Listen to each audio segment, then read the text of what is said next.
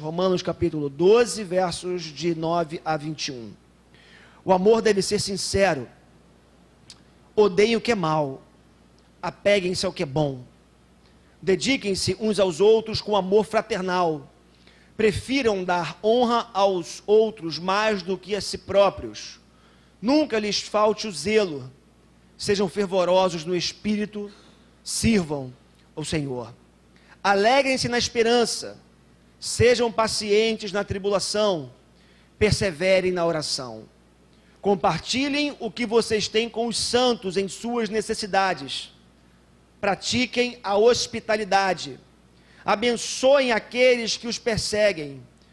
Abençoem e não os amaldiçoem. Alegrem-se com os que se alegram. Chorem com os que choram. Tenham uma mesma atitude uns para com os outros. Não sejam orgulhosos, mas estejam dispostos a associar-se a pessoas de posição inferior. Não sejam sábios aos seus próprios olhos. Não retribuam a ninguém mal por mal. Procurem fazer o que é correto aos olhos de todos. Façam todo o possível para viver em paz com todos. Amados, nunca procurem vingar-se, mas deixem com Deus a ira, pois está escrito: minha é a vingança, eu retribuirei, diz o Senhor. Ao contrário, se o seu inimigo tiver fome, dê-lhe de comer. Se tiver sede, dê-lhe de beber. Fazendo isso, você amontoará brasas vivas sobre a cabeça dele.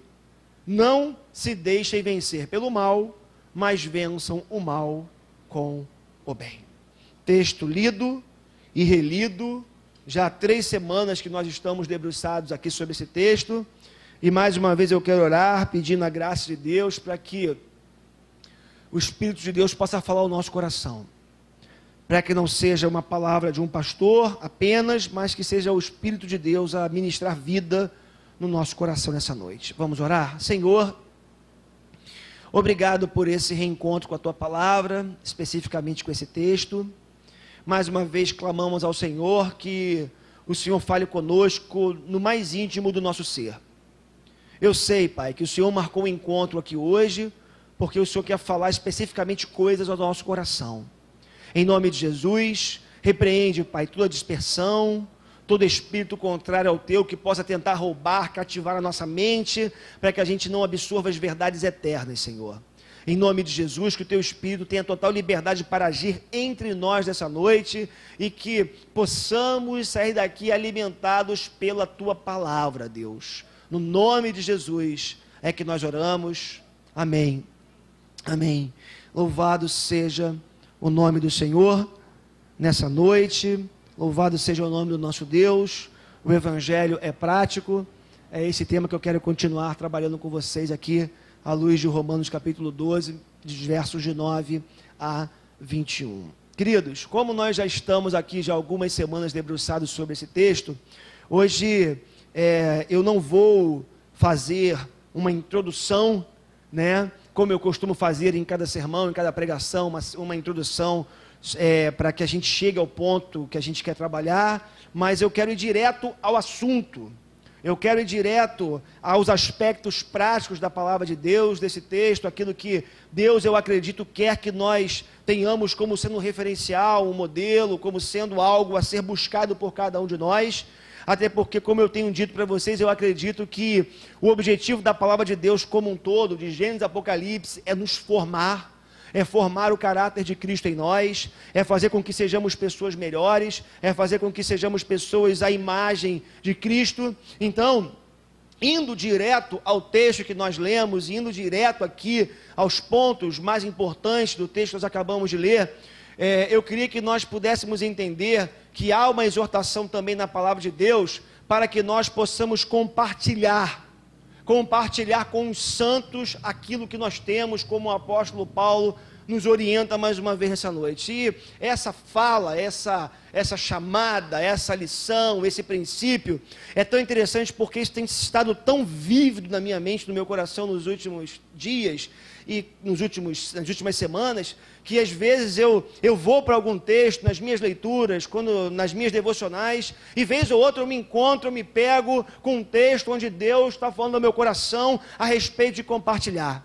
É interessante porque o apóstolo Paulo vai dizer: compartilhem o que vocês têm com os santos em suas necessidades. E o que me chama a atenção é que quando eu vou para as Escrituras Sagradas como um todo, eu percebo que existe o ideal de Deus para a humanidade.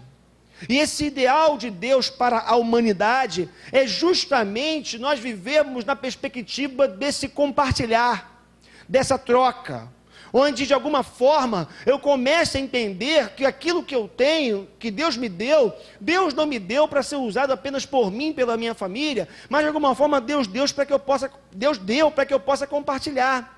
Agora isso é interessante porque esse ideal de Deus, de alguma forma, ele vai na contramão, ou ele vai de encontro a algo que existe muito arraigado dentro de cada um de nós.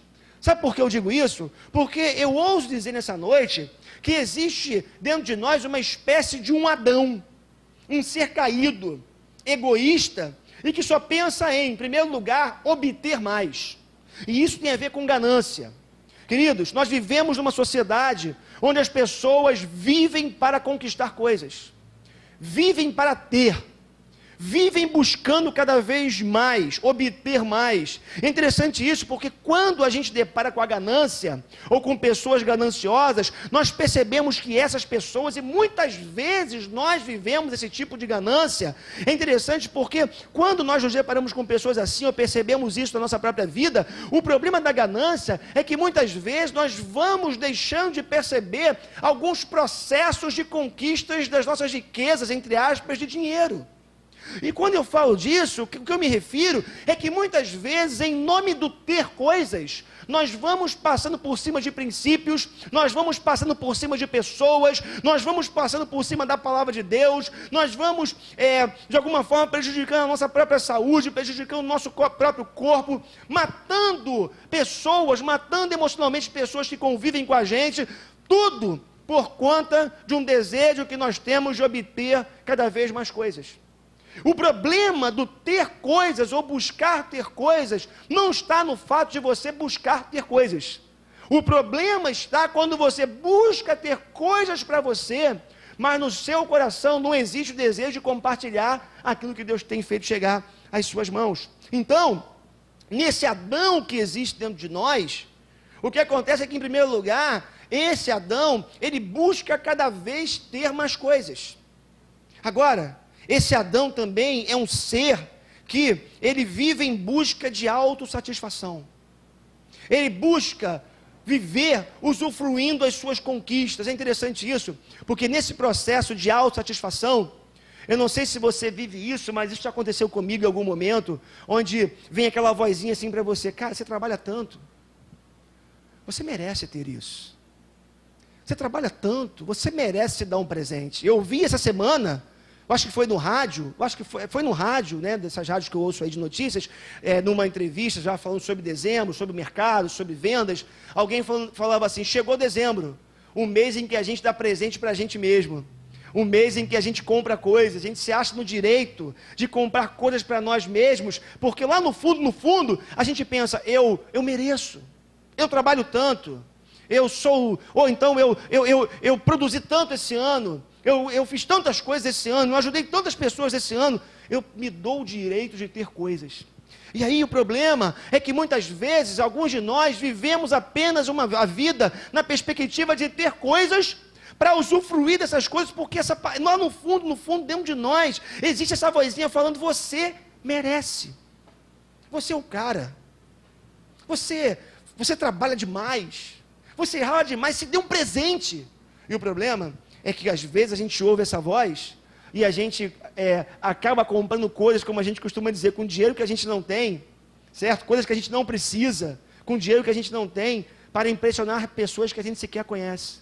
E que depois você já entra o ano seguinte no cartão de crédito, no cheque especial devendo, porque você ouviu essa vozinha dizendo, usufrua, curta, porque você merece. Essa é a busca da autossatisfação, que é usufruir coisas. Mas esse Adão dentro de nós também, ele busca ter coisas por mais uma razão, é a segurança. Muitos de nós, irmãos, muitas vezes, nós não compartilhamos o que nós temos, porque lá no fundo nós achamos que dar alguma coisa para alguém significa tirar um pouco da nossa segurança. Então é mais ou menos assim, olha, eu sei que eu preciso ajudar alguém, eu sei que a Bíblia fala que eu preciso compartilhar o que eu tenho, mas olha, eu não posso abrir mão do que eu tenho porque eu preciso disso.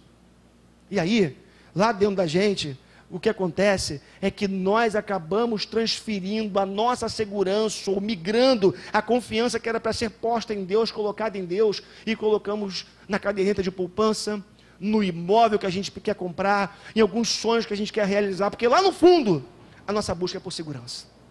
Eu não sei você, mas em alguns momentos nas minhas conversas com a Cris, com a minha esposa, né, eu já falei, poxa, a gente tem um apartamento, né, e tudo, poxa, mas a gente tem mais uma filha, né, eu ainda tenho a Liz, que mora lá em Recife, né, então assim, eu tinha muita vontade de ter dar um imóvel, deixar um imóvel para cada uma. Por quê? Lá no fundo, a gente acha que o que vai dar segurança para os nossos filhos é aquilo que a gente pode deixar para eles, é o dinheiro, é um imóvel, porque a gente vive na perspectiva de que coisas nos dão segurança, bens nos dão segurança. Então, esse Adão que existe em nós, que faz parte da nossa natureza, da nossa essência, ele é um ser que busca ter coisas, ele faz dessas coisas, ou ele busca para a sua autossatisfação, e ele busca ter coisas em nome de uma pseudo-segurança. Se eu tiver, eu tenho segurança.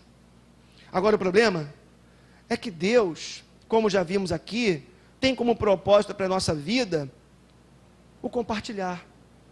E esse compartilhar proposto por Deus não significa dizer que você vai ter que vender tudo que você tem ou que você vai dar tudo que você tem. Até porque se você der tudo que você tem, você vai ser o próximo pobre da lista. Você vai ser o próximo necessitado da lista, o próximo a ter que ser ajudado por alguém. Não é isso que Deus quer para você. Agora, é bem verdade que muitas vezes, Deus, conhecedor do nosso coração, que se prende a coisas muitas vezes, Deus sabe que a gente precisa começar a compartilhar para que a gente se libere de algumas prisões que a gente vive.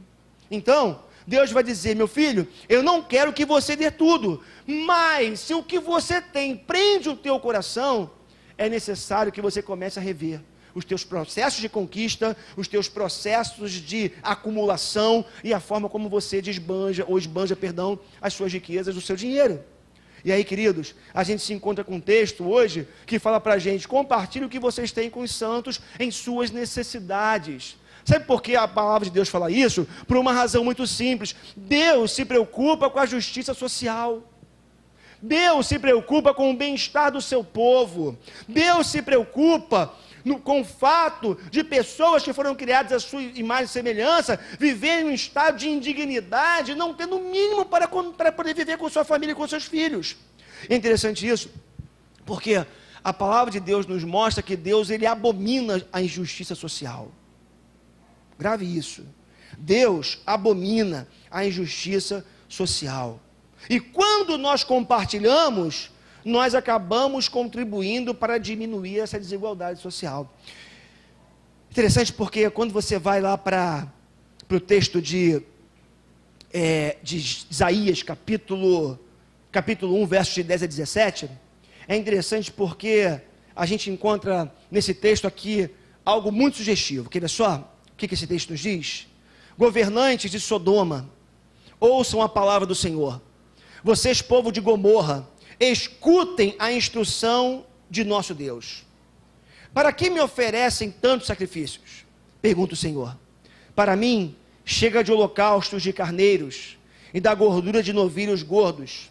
Não tem nenhum prazer no sangue de novilhos, de cordeiros e de bodes. Quando vocês vêm à minha presença, quem lhes pediu que pusessem os pés nos meus átrios? Parem de trazer ofertas inúteis. O incenso de vocês é repugnante para mim. Luas novas, sábados e reuniões. Não consigo suportar suas assembleias cheias de iniquidade. Suas festas da lua nova e suas festas fixas, eu as odeio.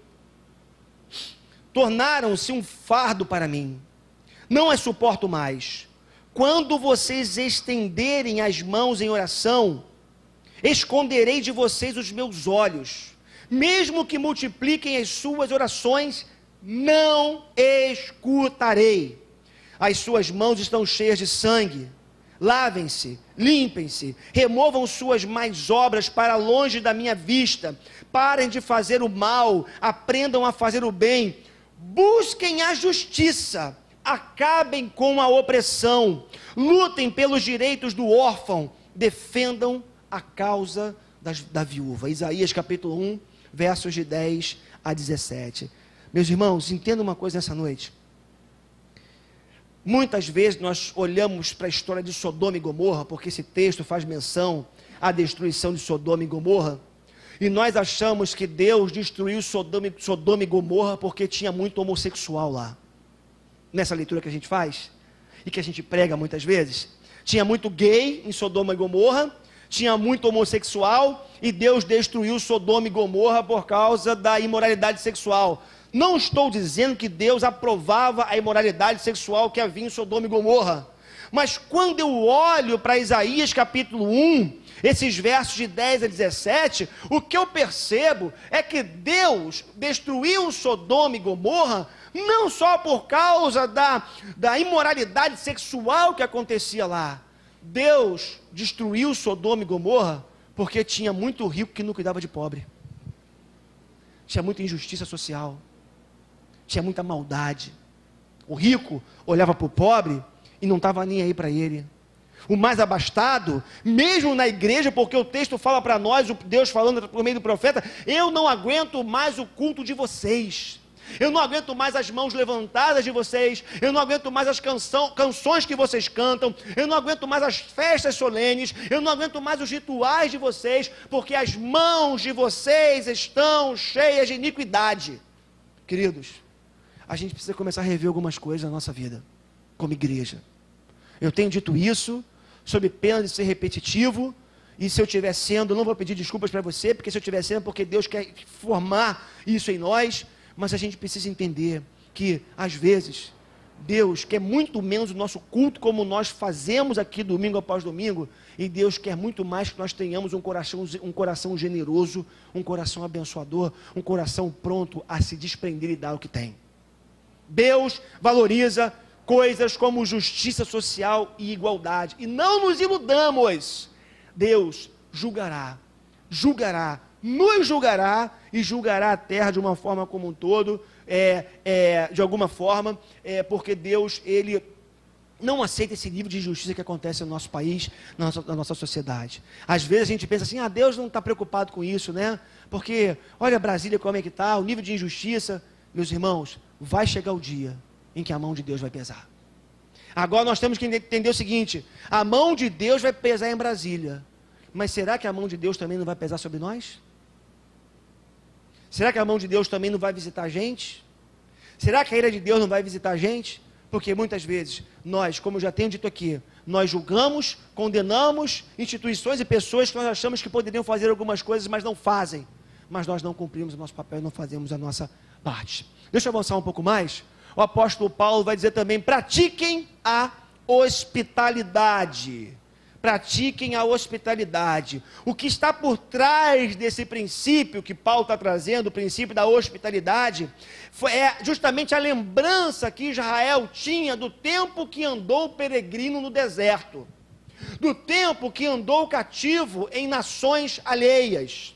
Porque vocês sabem melhor do que eu da história bíblica, que nos informa que a nação de Israel, por alguns momentos, esteve cativa, viveu em alguns cativeiros em outras nações por causa do seu próprio pecado, e a nação de Israel também ficou um longo tempo vagando pelo deserto.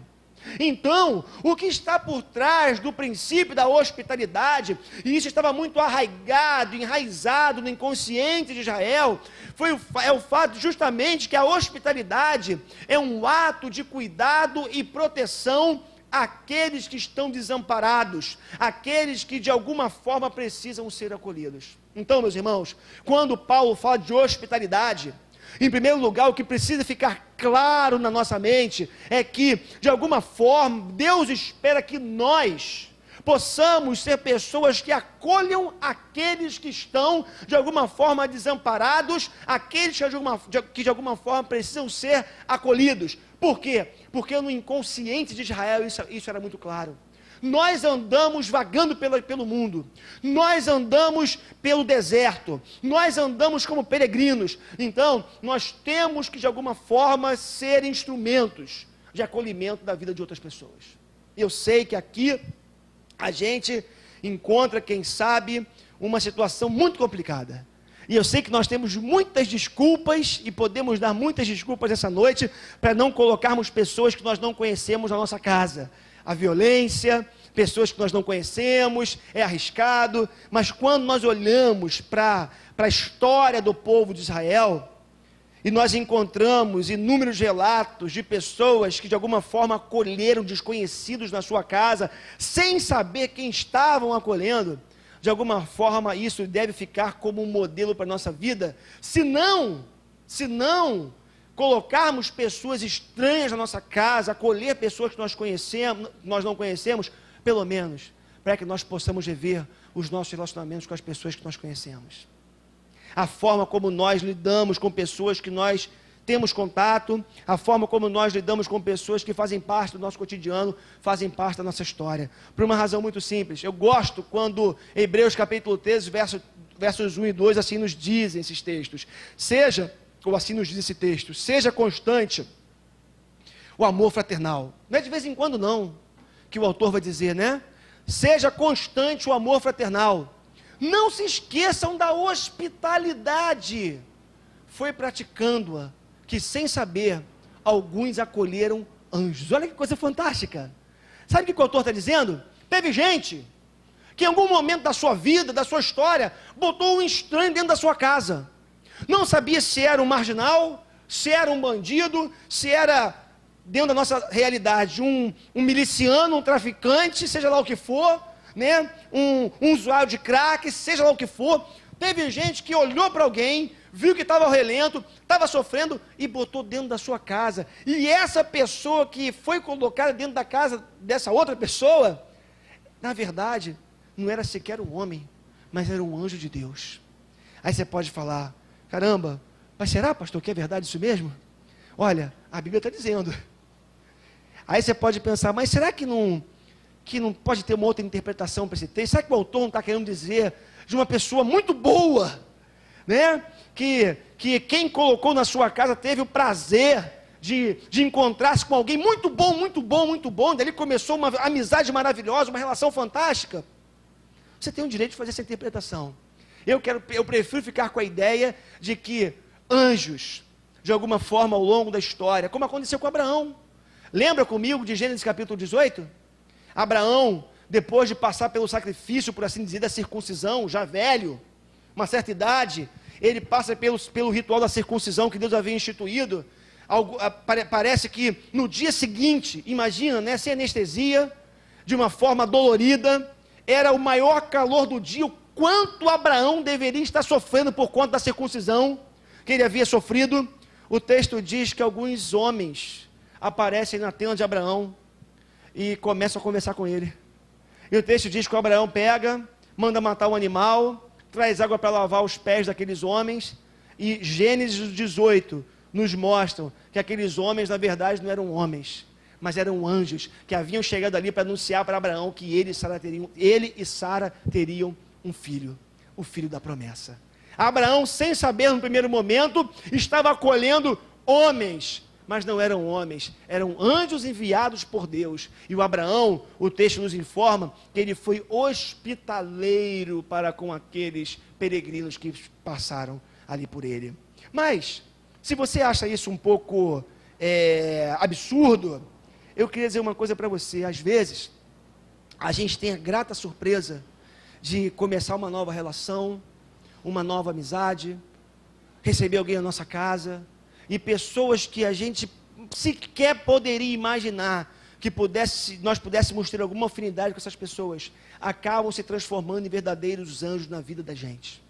Quem aqui já não teve aquela experiência de conhecer alguém, por acaso, né? Por acaso, colocar alguém dentro da sua casa, por algum motivo, alguém que foi fazer um trabalho para você, alguém que te serviu de alguma forma, alguém que você encontrou, alguém levou na sua casa, e dali uma grande amizade não surgir.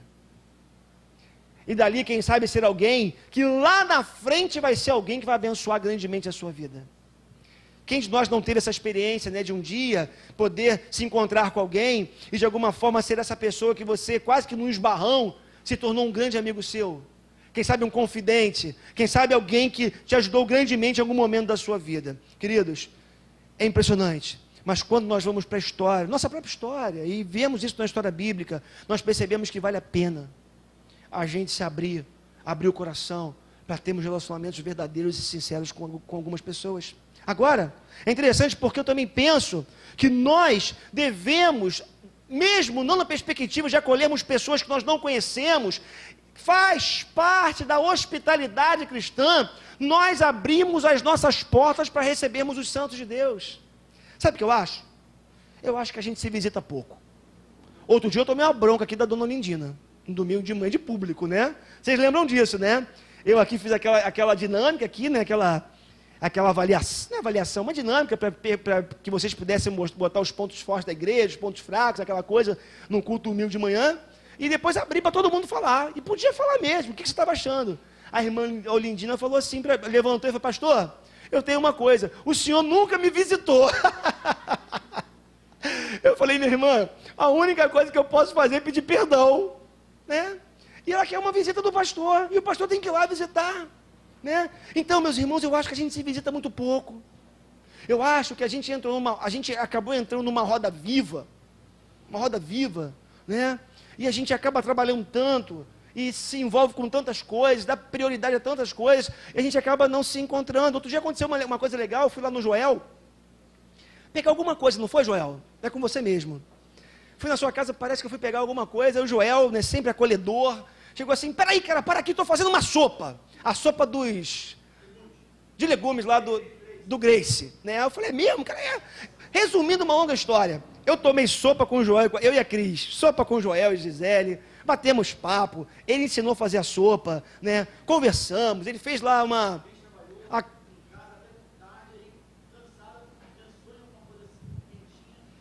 a sopinha, estava lá, certo? E o Joel é um cara que está sempre chamando a gente, sempre querendo agregar, e assim a rotina acaba levando a gente para outros lugares. Meus irmãos, faz parte dessa hospitalidade, a gente abrir mais a casa para os irmãos.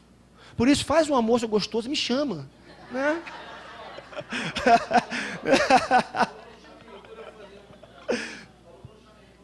E convidou sim, tá? Não vem não. E aí, se você fizer um almoço gostoso, ó, pastor gosta de um bolinho com café. Faz um bolo com café, né? Tem recíproca depois, não tem problema. A Cris não. A Sadia lá, né? A Perdigão, sei lá. A gente dá um jeito. Mas sabe, falta isso na gente. A gente precisa entender que uma excelente maneira de a gente exercer a hospitalidade, a gente não precisa sequer, tá bom, o mundo é violento, não precisa abrir sua porta para receber os outros. Receba quem você conhece. Já é um grande passo. Já é uma grande vitória, estar juntos, comer juntos, ver um filme juntos, bater papo. E um bom começo seria lidar com as pessoas com um bom humor. Já percebeu isso? Às vezes a gente, por conta do cansaço, sempre o cansaço, da falta de tempo, a gente acaba dando o nosso pior para o outro. A gente acaba sendo mal-humorado, a gente não tem um sorriso no rosto. A gente não trata com educação e com respeito as pessoas. A gente não trata as pessoas da forma como nós gostaríamos de ser tratados. Ser hospitaleiro também é você estar pronto a criar um ambiente favorável para o outro se sentir bem. Já viu isso? Eu conheço gente, me veio aqui na minha mente vários exemplos de pessoas que quando eu encontro, fazem tudo para me agradar. Ser hospitaleiro é isso, você encontrar alguém, né, é você fazer de tudo para aquela pessoa se sentir bem ao teu lado. E aí, o problema é que, a contrário senso, há pessoas que têm o prazer de fazerem com que, têm o desejo de fazer com que o outro se sinta mal. Se puder envergonhar o outro, ele vai envergonhar. Se puder deixar o outro sem jeito, ele vai deixar. Se puder deixar o outro envergonhado, ele vai fazer isso para deixar o outro envergonhado. Agora, queridos, para nós, o que nós precisamos entender é que o chamado de Deus para nós é para a hospitalidade. E eu repito, se você por algum motivo ainda não se desenvolveu o suficiente para receber alguém na sua casa que você não conhece, sabe que comece a exercer essa hospitalidade das pequenas coisas, do contato do dia a dia. Vai lá, Joel, pode falar. Obrigado, Joel. Mas é verdade. É verdade.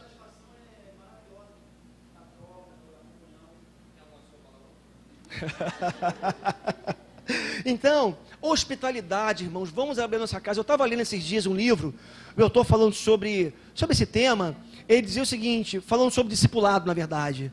Ele dizia que talvez um princípio básico do discipulado seja você levar a pessoa que você está discipulando para a sua casa e deixá-la abrir a sua geladeira. Vai lá. Na minha casa não tem nada, está vazia, só tem água, né? Brincadeira. Mas, sabe, é intimidade, é a troca. Não é aquele negócio, irmão, senta aqui na sala, né? Tem gente que você vai na casa dela, você fica ali assim, não pode nem se mexer, né? Aí você fica estático, né? Posso ir no banheiro, apertadão, posso ir no banheiro, né? Aí você vai no banheiro depois de um tempão constrangido, né? Aí você vai no banheiro. Mas não, sabe? Eu estou falando isso aqui para a gente realmente viver essa intimidade. É tempo da gente a se acolher, né? A se curtir mais. Nós somos uma família, isso aqui não é utopia. Não precisa ser, somos irmãos, né? De tapinha nas costas domingo. Não precisa ser assim, pode ser melhor. Mas vamos avançar, senão eu vou conseguir acabar de novo, né? Uma outra atitude prática que o apóstolo Paulo nos ensina é abençoar quem nos persegue.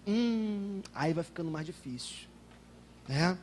Vai ficando mais difícil porque o apóstolo Paulo fala, vocês têm que abençoar. Abençoem aqueles que perseguem vocês.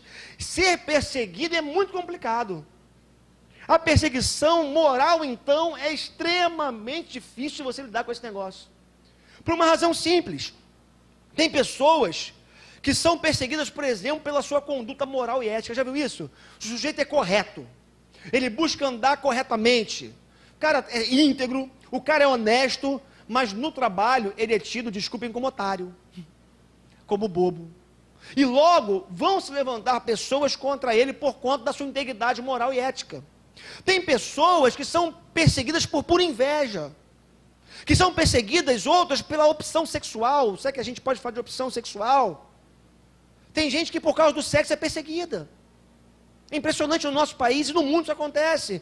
Perseguição por ideologia, perseguição pela roupa que usa, perseguição pela fé, pela sua profissão de fé. Como existe perseguição nos nossos dias. E você lidar com alguns níveis de perseguição é um negócio muito complicado. Aí, olha o que a palavra de Deus fala para a gente, o apóstolo Paulo vai dizer, abençoem aqueles que perseguem vocês. E aí, querido, sabe o que eu vejo nisso? É que essa atitude de abençoar quem nos persegue, essa atitude é uma verdadeira atitude de graça. Porque a graça não deve ou não pode ser vivida apenas na perspectiva do Deus gracioso que age com graça na nossa vida. Sabe o que Deus está fazendo quando Ele age com graça na nossa vida? Ele está dizendo, eu quero abençoar você, eu quero abençoar a sua vida, você não merece, mas eu vou te dar.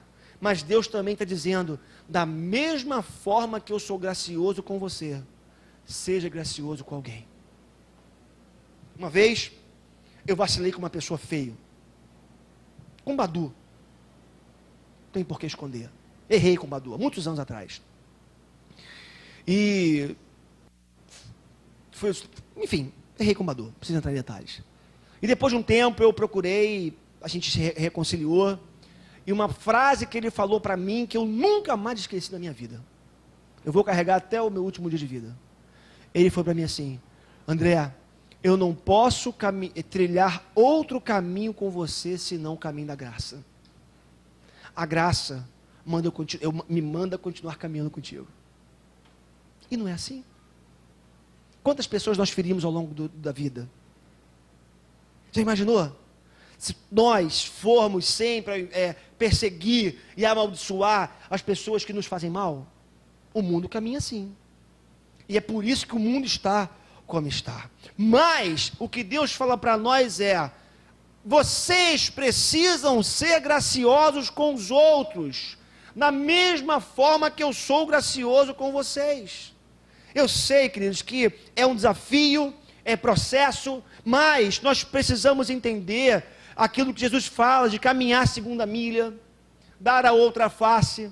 E é bonito porque o próprio Senhor Jesus falou isso, e o Estevão na sua morte também vai dizer: Senhor, perdoa, porque eles não sabem o que estão fazendo. Você abençoar aqueles que perseguem você, significa você orar por aquela pessoa e pedir que Deus perdoe a atitude dela contra você. Uau! É desafiador. Saber que tem alguém querendo o teu mal, perseguindo você, fazendo de tudo para te destruir, apedrejando você, crucificando você, e você fala: Senhor, perdoe, porque ele não sabe o que está fazendo. É cegueira espiritual, Senhor. É dureza do coração, Senhor. Ele não te conhece, Senhor. Agora, queridos, é o que a palavra de Deus ensina.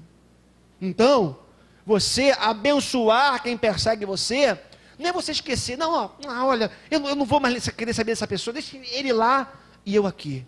É você orar, é você clamar, é você se ajoelhar, é você pedir para Deus perdoar e ajudar essa pessoa a enxergar a verdade e se encontrar com Ele. Abençoem aqueles que os perseguem.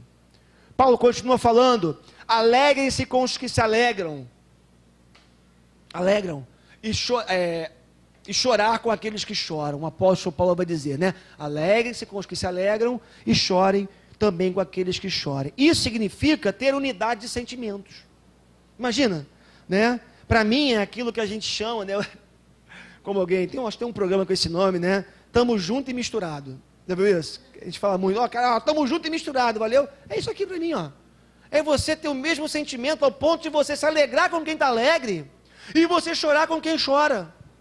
É o verdadeiro tamo junto e misturado. Agora, eu acho isso interessante também, porque isso se transforma num verdadeiro antídoto contra a inveja e a competição. Porque tem um detalhe, né?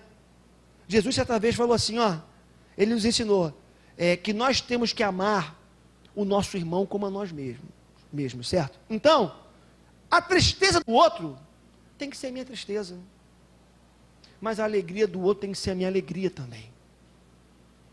Nós temos que nos compadecer daqueles que sofrem, daqueles que estão necessitados, daqueles que estão sofrendo. Hoje me sentei à tarde com a Rosileia ali, bati um papo com ela, e conversar com a Rosileia sempre, ou com o Piero, ou com a família, sempre um misto de sentimentos brotam, né?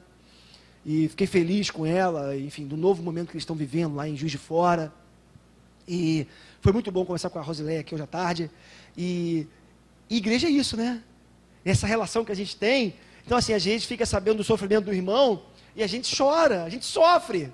Mas quando também tem uma palavra de vitória, uma alegria, a gente também começa a sentir essa alegria. Agora, temos que entender uma coisa.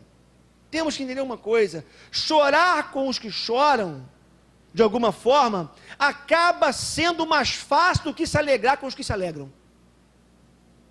Porque de uma forma ou de outra, quem tem um mínimo de sentimento no coração, quando vê alguém sofrendo, se compadece. Agora, não se iluda.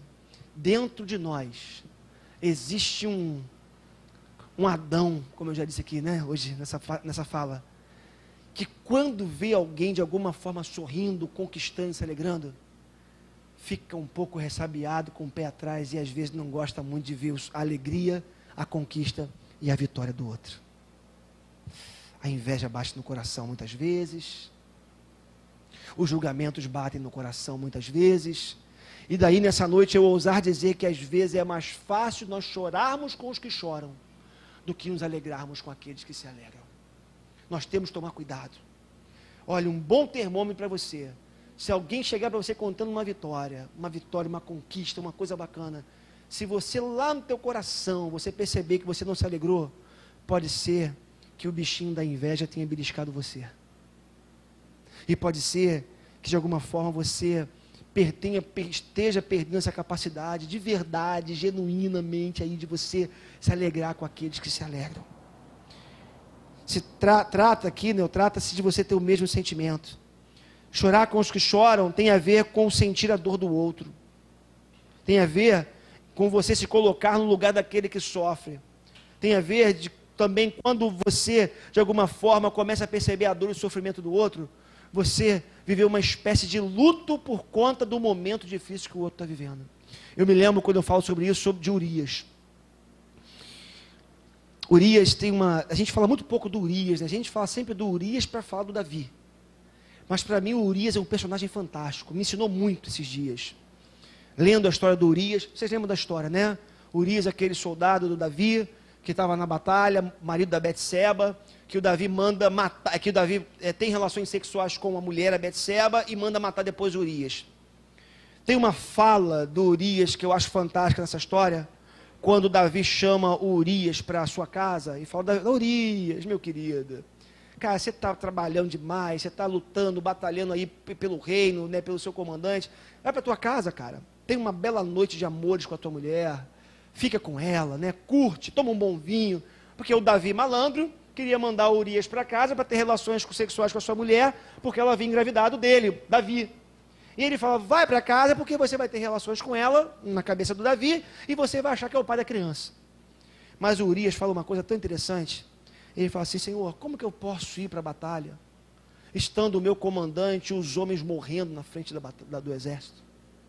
Como que eu posso ter uma noite de prazeres com a minha mulher, e as palavras são minhas, tomando um bom vinho, curtir a minha casa, no conforto da minha casa, enquanto os homens da nação estão morrendo na frente da batalha?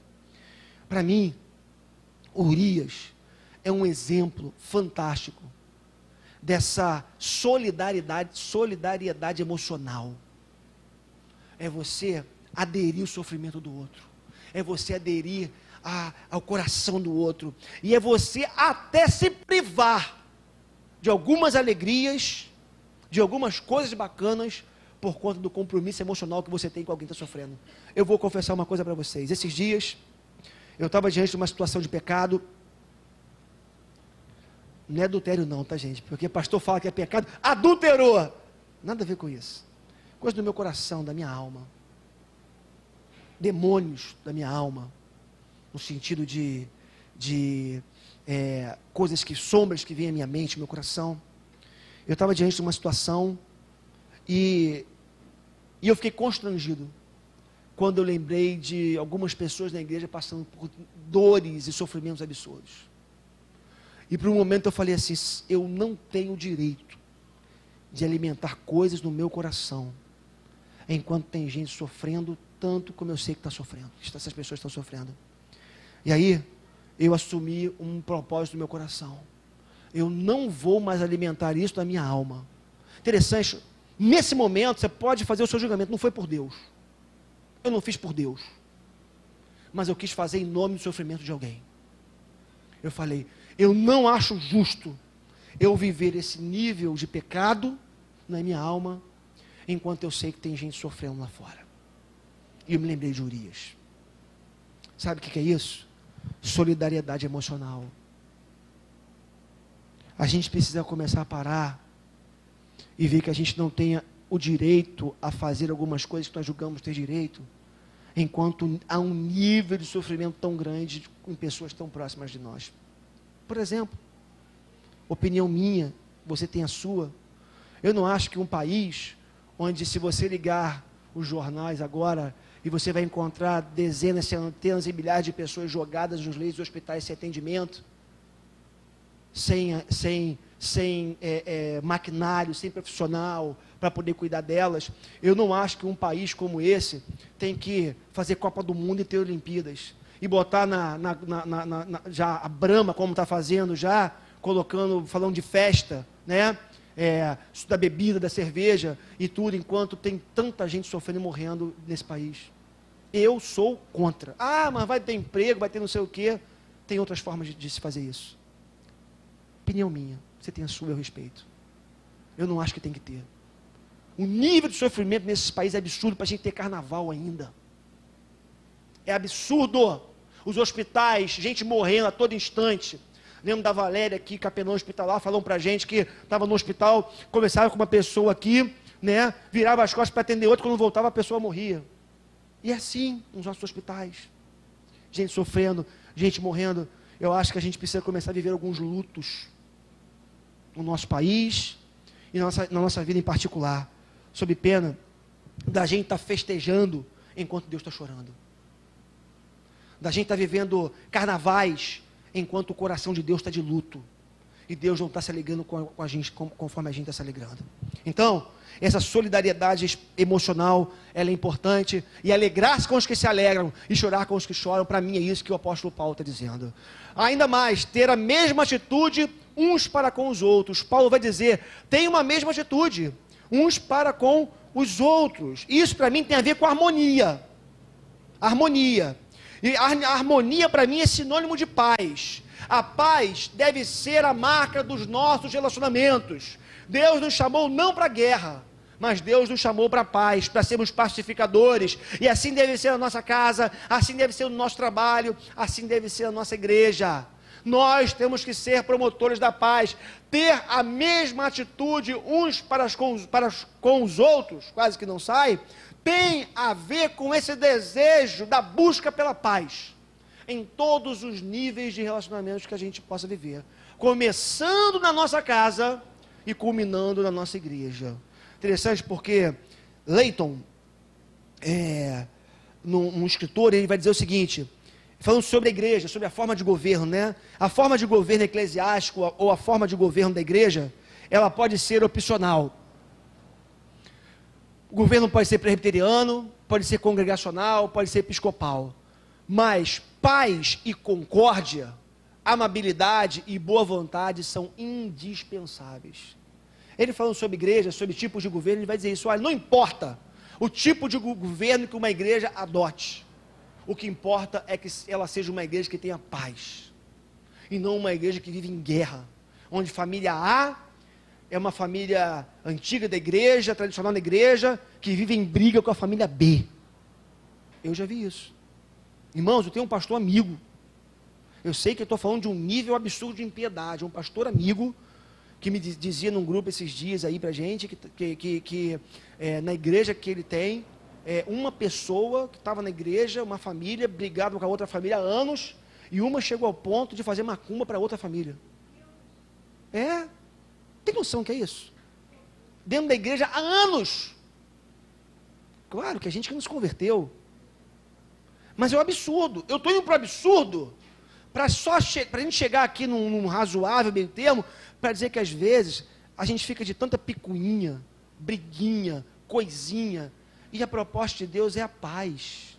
Então, Paulo fala, nós precisamos ter a mesma atitude uns para com os outros, e isso precisa ser traduzido na busca pela paz.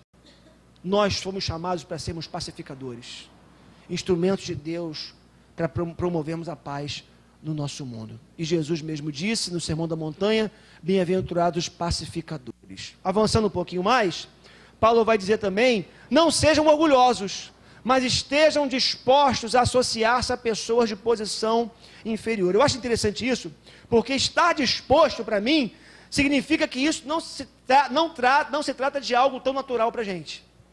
Sabe por quê?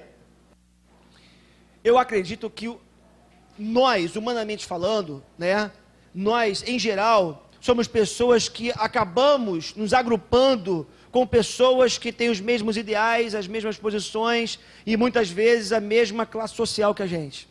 Então, assim, na nossa sociedade funciona assim, bom, se eu ganho X, eu não posso me associar com uma pessoa que ganha menos X. Se eu ganho 10 mil, eu tenho que me associar a pessoas do meu nível social que ganham 10 mil como eu. Eu não posso me associar com pessoas que ganham 1.000. Agora é interessante porque no reino de Deus funciona completamente ao contrário. Porque se tem um lugar onde esta barreira tem que ser quebrada, é na igreja. Porque na igreja o que tem que funcionar é o seguinte, o cara que tem doutorado, ele serve aquele que não tem sequer o primeiro grau. É assim que funciona na igreja. Onde a mulher do empresário senta-se à mesa com a diarista e convivem em harmonia e em paz. A igreja é o lugar onde os diferentes se encontram e vivem em harmonia.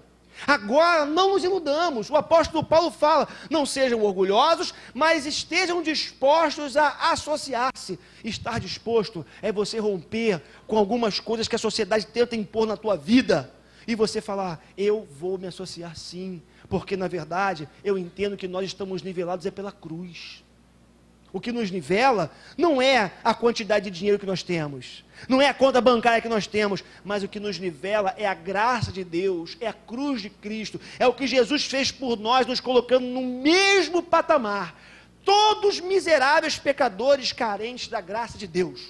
É isso que nos iguala, e não a quantidade de dinheiro que a gente tem. Precisamos lembrar uma coisa, irmãos: tudo passa, dinheiro passa, inteligência passa, bens passam, posição passa. Além disso, nós precisamos lembrar que se a gente fica um dia inteiro, ou só um dia sem tomar banho, o ser humano, ele fede. Desculpe a clareza aqui, Alguns dias sem banho, o ser humano fica pior do que um bicho. É o que a gente é. Quando a gente morre, 24 horas depois, começa um processo de decomposição no nosso corpo, e em algumas horas a gente começa a feder, e a gente fica insuportável. Isso para mostrar que nós não somos nada. Por isso, todo nariz levantado, toda tentativa nossa de achar que somos mais do que somos de verdade, isso não leva a lugar nenhum. Não é nenhum. Eu me encontrei com um texto naquela revista Você S.A., de um filósofo brasileiro, Luiz Felipe Pondé. Ele fala uma coisa interessante, na edição de novembro da Você S.A. A tradição judaica diz que quem escreveu o livro bíblico de Eclesiastes foi o rei Salomão, tido como o mais rico rei de Israel da antiguidade. É o livro que fala: a vaidade das vaidades, tudo é vaidade. Na tradição judaica, você deve ler na festa da colheita, para lembrar que ela só deu certo porque Deus permitiu. No nosso cotidiano, leia após um dia de muito sucesso, porque Ele vai lembrá-lo que tudo é vaidade. As montanhas ficam, o mar fica e você passa. O mundo vai esquecer que você existiu. Isso ajuda a baixar a bola. Tudo é vaidade, cara. Tudo fica. Vejo gente dando valor ao carro que tem, se achando melhor que o outro porque tem um carro porque o outro não tem, porque mora no condomínio que o outro não mora, porque tem a posição que o outro não tem, porque tem a faculdade e o outro não tem. Tudo passa. Tudo isso vai passar. Não tem jeito. Interessante que essa matéria é muito interessante, é a capa da revista Você S.A. de novembro, falando dos pecados capitais no mundo corporativo, no mundo do trabalho. E um deles foi o orgulho. E ele fala sobre isso. Esse filósofo é de origem judaica, conhece muito bem ou conhece, aí de alguma forma, a lei e tudo, a cultura judaica, e ele lembrava do Salomão, dizendo isso. Tudo vai passar, cara. A gente vai passar. Não vale a pena você pegar coisas tão pequenas. Mas Paulo vai continuar. Paulo vai dizer: não sejam sábios aos próprios olhos. E aqui eu fiz questão de trazer aqui a fala do Steve Ballmer, presidente da Microsoft, que ele fala o seguinte: $500 por um telefone é o telefone mais caro do mundo e nem tem um teclado. Quando ele fez uma crítica ao iPhone, quando o iPhone estava sendo lançado, e ele foi sarcástico, e ele foi arrogante, ele foi prepotente, ele foi sábio aos seus próprios olhos. É interessante porque numa matéria que eu estava lendo numa revista aí qualquer, que dizia o seguinte: 5 anos depois, foram vendidos mais de 26 milhões de exemplares do iPhone. Não estou fazendo propaganda não, tá bom? E essa declaração do presidente da Microsoft foi vista por mais de 758 mil pessoas no YouTube. Olha o King Kong que o cara pagou. Sabe por quê? Se achando sábio aos seus próprios olhos, menosprezando os outros, menosprezando no caso aqui, né, enfim, o concorrente. Queridos, o orgulho, a vaidade, essa soberba é natural do ser humano, mas precisa ser combatida porque Deus abomina esse tipo de coisa. Mais uma vez, lembrando da destruição de Sodoma, olha só o que a palavra de Deus também nos diz em Ezequiel 16, 48 a 50. Juro pela minha vida, palavra do soberano Senhor, sua irmã Sodoma e as filhas dela jamais fizeram o que você e suas filhas têm feito. Ora, este foi o pecado da sua irmã Sodoma. Ela e suas filhas eram arrogantes, tinham fartura de comida e viviam despreocupadas. Não ajudavam os pobres e os necessitados, eram altivas e cometeram práticas repugnantes diante de mim. Por isso, eu me desfiz delas conforme você viu. Mais uma vez, Deus não destruiu Sodoma e Gomorra porque tinha muito gay lá somente. Deus destruiu Sodoma e Gomorra porque tinha muita gente arrogante. Tinha muita gente que se achava. Tinha muita gente que tinha um ego maior do que tudo. Foi por isso que Deus destruiu Sodoma e Gomorra. Nunca procure vingar-se. Entenda uma coisa: Deus está muito atento às injustiças que sofremos. Ele conhece cada uma delas. Não retribua ninguém mal por mal, diz o texto. Procurem fazer o que é correto aos olhos de todos.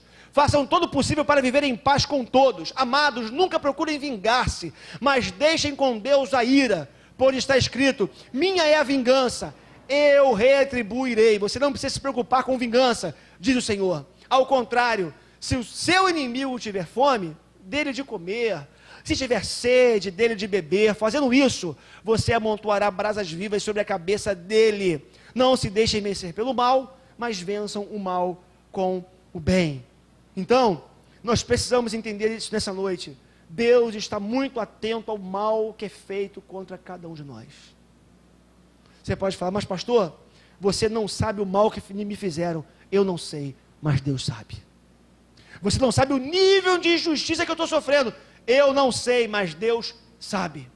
Descanse nesse Deus que conhece todas as coisas, e nesse Deus que a palavra diz que é Ele quem é o seu vingador.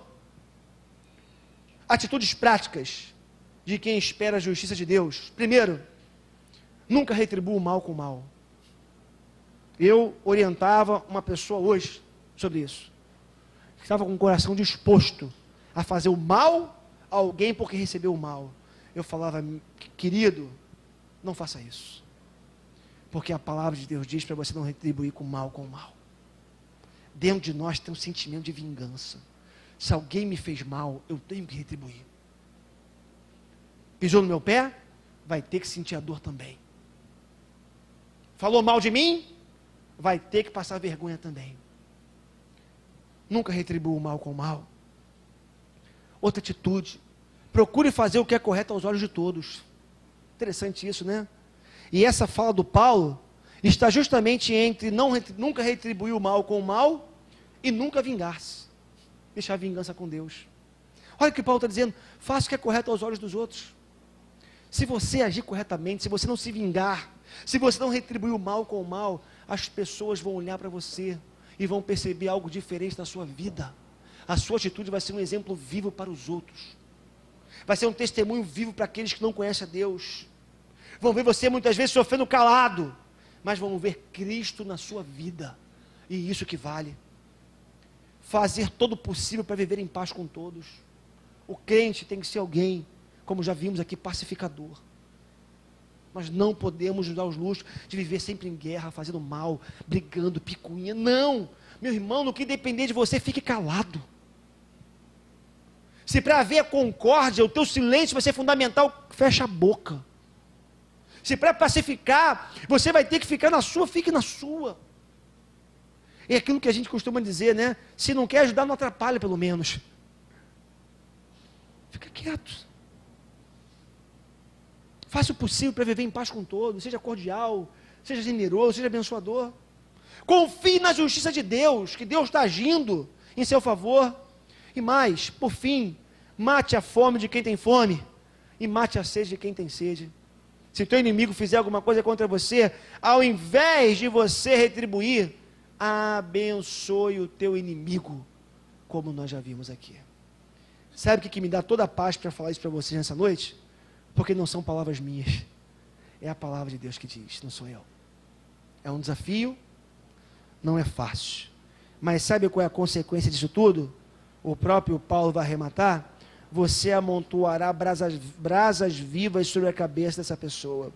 Você produzirá um constrangimento tal na vida dessa pessoa que te fez mal, que pode ser que lá na frente, pelo próprio constrangimento, pela sua própria atitude, ela olhe para você e veja que você não é tão mal assim como ela julgou que você fosse, que você não quis o mal dela como ela entendeu que você queria, e ela vai começar, pela fé, a ver em você uma pessoa diferenciada. É a sua atitude abençoadora, consertando uma postura ruim, quem sabe que uma pessoa teve contra você. Meu irmão e minha irmã, fechei esse texto depois de 3 domingos, mas eu quis caminhar com mais tranquilidade, com mais calma, e o meu desejo, o desejo do meu coração, é que você possa revisitar esse texto, porque são atitudes práticas para a vida do crente. Romanos capítulo 12 tem a ver com a vida cristã, com a conduta do cristão, com a forma como nós vivemos na prática aquilo que a gente aprende domingo após domingo. Eu termino essa mensagem nessa noite dizendo para você que a última coisa que deve acontecer nessa noite aqui é você ir para casa falando, poxa, hoje eu aprendi algumas coisas interessantes e eu estou voltando com mais conhecimento do que eu tinha. Não. Deixe-se transformar pela palavra de Deus. Deixe-se transformar pelas Escrituras Sagradas. Deixe-se transformar pelo texto bíblico que nessa noite não quer só informar você. Mais do que te informar, ele quer te formar. Ele quer formar o caráter de Cristo em você. Vamos ficar de pé. Em nome de Jesus.